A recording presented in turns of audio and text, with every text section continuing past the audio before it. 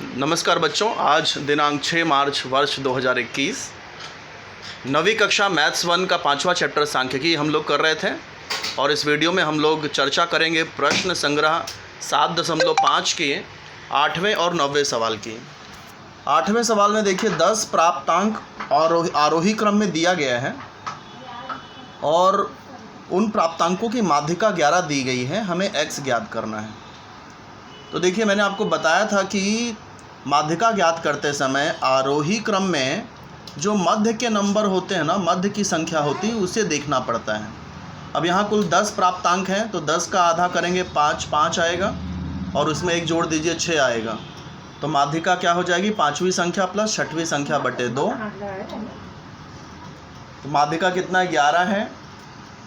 5वीं संख्या x+1 है, 6वीं संख्या x+3 है।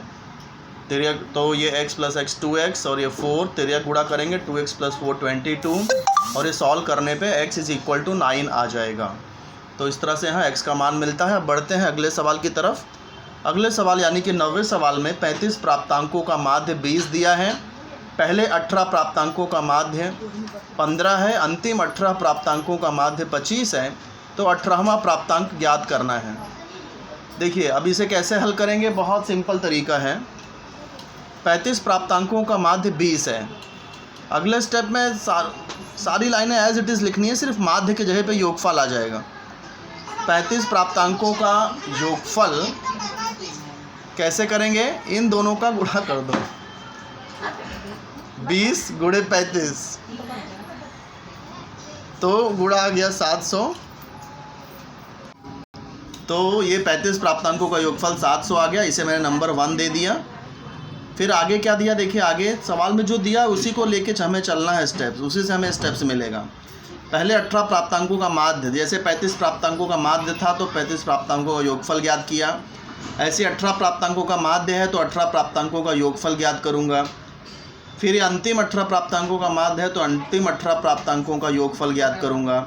फिर इन दोनों पहले 18 और अंतिम 18 प्राप्तांकों का जो योगफल है उसका टोटल कर दूँगा। टोटल करने के बाद ये जो योगफल है माइनस कर दूंगा तो 18वां प्राप्तांक मिल जाएगा। तो बढ़ते हैं सेकंड स्टेप की तरफ, जिसमें पहले 18 प्राप्तांकों का माध्य 15 दिया है। तो माध्य दिया है, योगफल ज्ञात करना है तो 18 × 15 करेंगे, 270 आ जाएगा, नंबर 2।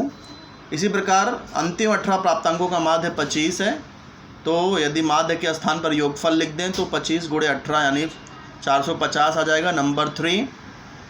अब इन दोनों को प्लस कर दो। पहले 18 का योगफल और अंतिम 18 का योगफल दोनों को प्लस कर दिया तो 720 आ गया। अब ये जो योगफल किया है उस योगफल में से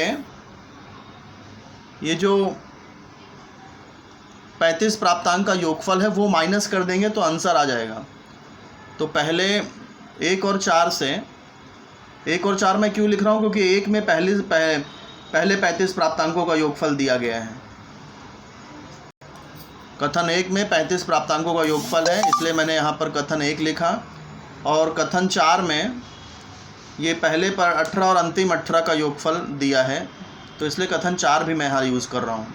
तो 18वां प्राप्तांक ज्ञात करना है तो ये चौथे लाइन में जो आंसर मिला है वो आंसर और पहले क्रमांक में जो आंसर है वो आंसर, दोनों को माइनस कर दीजिए तो 18वां प्राप्तांक 20 मिल जाएगा। तो ये 2 सवाल को अच्छी तरह से आप अभ्यास करिए। ना समझ में आए वीडियो बार बार रिपीट करके देखिए, फिर भी ना समझ में आए तो आप मुझे कभी भी संपर्क कर सकते हैं, आपके डाउट मैं सॉल्व करूंगा। तो ये दोनों सवाल आप अपने मन से हल करके ग्रुप में या फिर मुझे पर्सनल शेयर करिए। धन्यवाद।